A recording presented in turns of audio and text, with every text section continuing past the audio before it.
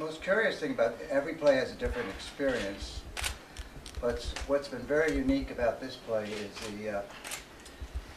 the speed and the kind of ease with which we've all moved forward. Had the luxury of the past 6 months to write for these extraordinary actors, 2 of whom the parts were written for, Bobby Steggert and a wonderful Tyne Daly. Interesting to hear how people frame their children's art on the Upper West Side. And Bobby and Fred as parents and how they're raising this beautiful child, Bud, and Catherine, my heart and soul as a mother. My mother's soul is in her. We're hoping, particularly on a Broadway platform, that maybe the one person who, let me say with kindness, is closed-minded because of their upbringing, is closed-minded because of what they're exposed to, if I can have one small part in moving their line just a little bit, that's why we do it.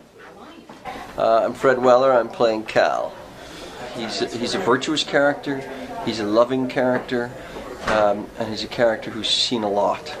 Bobby and I clicked right away, and we started finding our relationship right away, and so Terrence has adjusted the play, learning from the audience. My name is Grayson Taylor, and I'm playing Bud Ogden Porter in Mothers and Sons.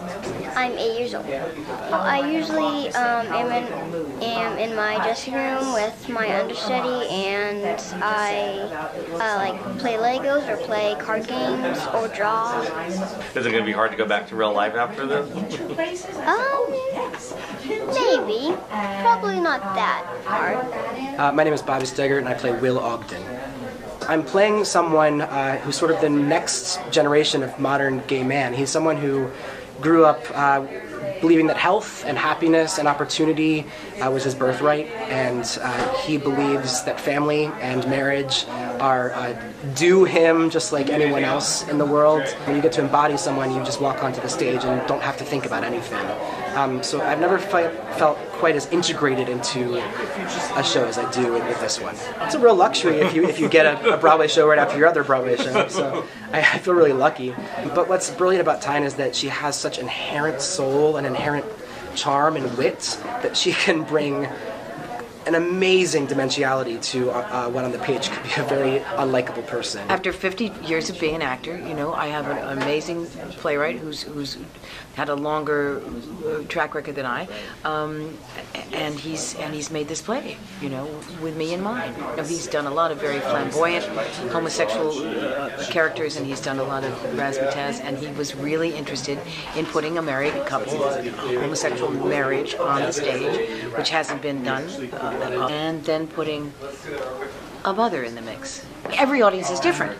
They laugh sort of generationally, which is interesting. There's not, you know, there's different pockets of response. There are almost consistently so far, they quiet down and listen.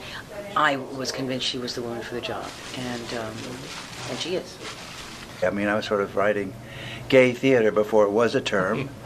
For a gay man to adopt a child 30 years ago, 20 years ago, he had to pretend he was straight, because we did the first reading of it in my living room in very early April. We went into rehearsal in June. So this play's been on the fast track all along.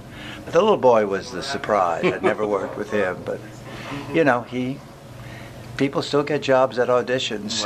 The audiences have been wonderful, and we're all very proud of the productions.